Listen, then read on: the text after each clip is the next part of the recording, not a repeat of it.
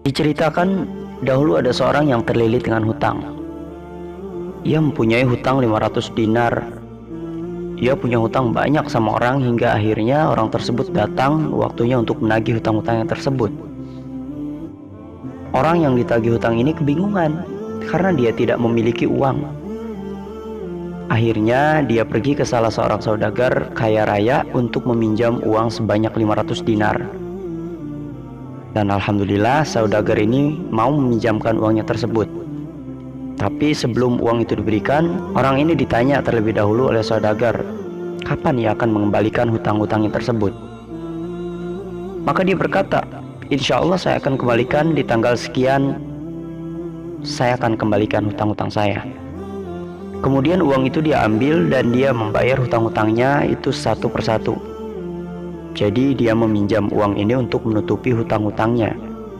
Kalau dalam istilah, gali lubang tutup lubang. Habislah sudah ia bayarkan hutang-hutangnya, maka habislah sudah uang yang ia pinjam tadi. Tidak ada sisa uang sedikit pun di tangannya. Nggak ada uang buat ia putarkan untuk ia jadikan usaha. Karena memang ia meminjam itu sesuai kadar hutangnya. Sampai suatu ketika datang waktu jatuh tempo, dan saudagar ini datang ke rumahnya untuk menagih hutang-hutangnya itu. Mana uang 500 dinar yang kau pinjam? Kau janji hari ini akan melunasinya. Maka orang itu bilang, demi Allah sepeser pun saya nggak punya. Saya belum mendapatkan apa-apa untuk saya membayar hutang pada dirimu.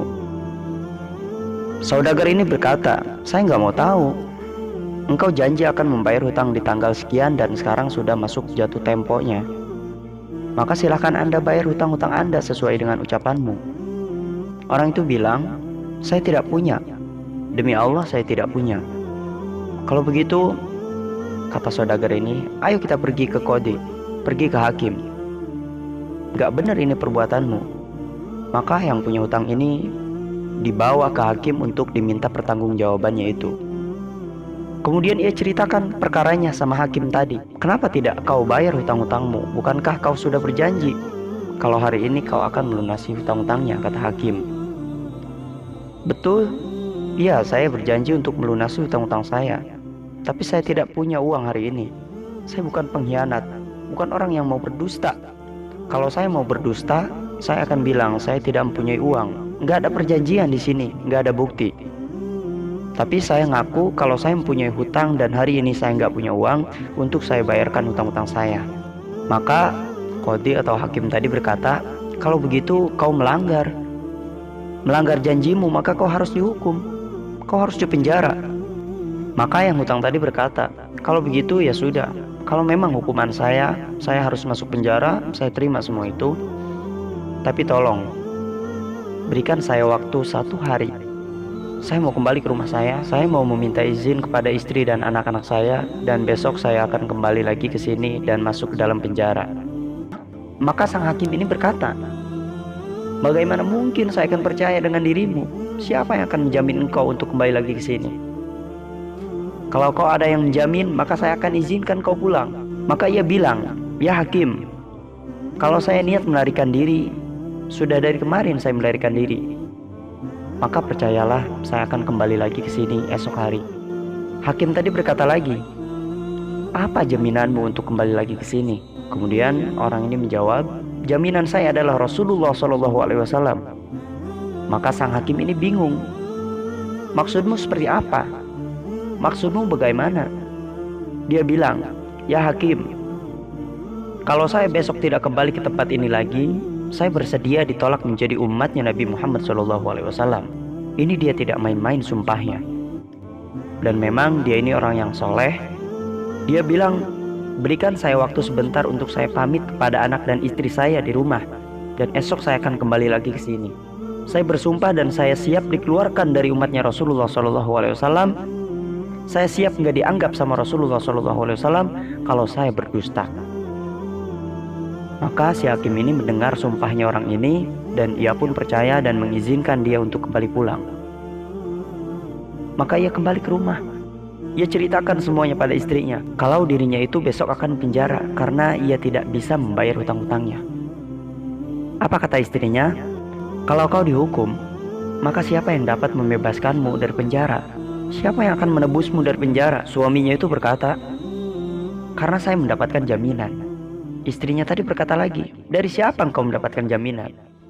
Suaminya itu menjawab, dari Rasulullah SAW, dan saya bersumpah kalau saya tidak kembali lagi di esok hari, saya bersedia untuk tidak diaku umat oleh baginda Rasulullah SAW. Maka istrinya tadi berkata, wahai suamiku, selagi engkau mendapatkan jaminan dari Rasulullah SAW dan kau menjaminkan Rasulullah SAW, maka ayo kita perbanyak membaca sholawat kepada Rasulullah SAW. Semoga Nabi SAW benar-benar menjamin dirimu. Subhanallah. Sholawat ini manfaatnya sangat besar. Sholawat ini berkahnya luar biasa. Maka suami dan istri tadi memperbanyak sholawat yang sangat banyak hingga akhirnya dia tertidur. Dan ketika ia tertidur, ia bermimpi berjumpa dengan Nabi Muhammad SAW dalam mimpinya itu. Dalam hadis dijelaskan, barang siapa yang berjumpa denganku, kata Nabi, dalam mimpi, maka sesungguhnya itu adalah aku, karena setan tidak bisa menyerupai Rasulullah SAW. Apa kata Rasulullah SAW dalam mimpinya? Kau jangan takut, jangan gelisah, kau jangan sedih. Memang dia ini orang yang soleh, yang senantiasa membaca salawatnya dari lubuk hatinya dengan penuh kecintaan kepada Rasulullah SAW. Maka dalam mimpinya tadi Rasul SAW berkata, besok pagi kau pergi ke gubernur yang ada di tempatmu itu. Bilang sama gubernur itu kalau Rasulullah SAW mengucapkan salam kepadanya, dan sampaikan kepada si gubernur tadi kalau setiap hari ia bersolat sebanyak 1000 kali itu solatnya sampai kepadaku, kata Nabi. Dan sampaikan kepada si gubernur tadi, solawatnya itu sudah 1000 kali ia bacakan tadi malam. Karena tadi malam dia itu kebingungan. Gubernur ini kebingungan baca solawat kepada Rasulullah SAW sudah 1000 kali atau belum. Ia keliru dalam menghitung, sehingga dia merasa kebingungan. Maka sampaikan kepada gubernur itu bahwa solawatnya itu sudah sampai 1000 kali ia bacakan tadi malam, kata Rasulullah. Kemudian orang ini terbangun dari tidurnya, dan sebelum ia pergi ke hakim ini, ia pergi kepada gubernur tadi yang ada dalam mimpinya. Sesampainya di rumah gubernur tadi, maka ia sampaikan kepada gubernur tadi kalau tadi malam ia mimpi berjumpa dengan Rasulullah SAW. Wahai gubernur, Rasulullah SAW menitipkan salam kepadamu, dan salawat yang setiap hari kau bacakan sebanyak 1000 kali itu sampai kepadaku. Dan salawat yang tadi malam kau gelisah, kau kebingungan, sudah sampai 1000 kali atau belum yang kau bacakan, maka kau jangan ragu, kata Rasulullah, salawat engkau telah sampai 1000 kali. Dan Nabi Muhammad minta bantu agar engkau melunasi hutang saya. Dan akhirnya gubernur ini saking gembiranya dapat salam dari Rasulullah SAW, dapat kabar kalau salawatnya selama ini yang ia bacakan sampai kepada Rasulullah SAW. Kemudian gubernur tadi bertanya, hutangmu berapa? Dan orang tadi berkata, hutang saya adalah 500 dinar. Lalu diambilkan uang sebanyak 500 dinar dari Baitul Mal. Setelah itu diambilkannya lagi uang sebanyak 2500 dinar dari uang pribadinya. Dan ini hadiah buat dirimu karena kau datang kepadaku membawa kabar gembira untukku, kata gubernur itu. Orang-orang yang mahabbah kepada Rasulullah sangat luar biasa, dan manfaatnya sholawat ini sangat luar biasa. Maka ia segera pulang dari rumahnya si gubernur tadi, membawa uang sebanyak 3000 dinar. Utangnya cuma 500 dinar. Berkat sholawat ia bisa melunasi utang-utangnya. Maka ia pergi ke qadhi atau hakim tadi, sebagaimana janjinya ia akan kembali. Dia ketuk rumah qadhi itu. Maka saat membuka pintunya, qadhi tersebut langsung memeluk orang yang mau menyelesaikan masalah hutangnya ini. Ia menangis, nangis yang luar biasa.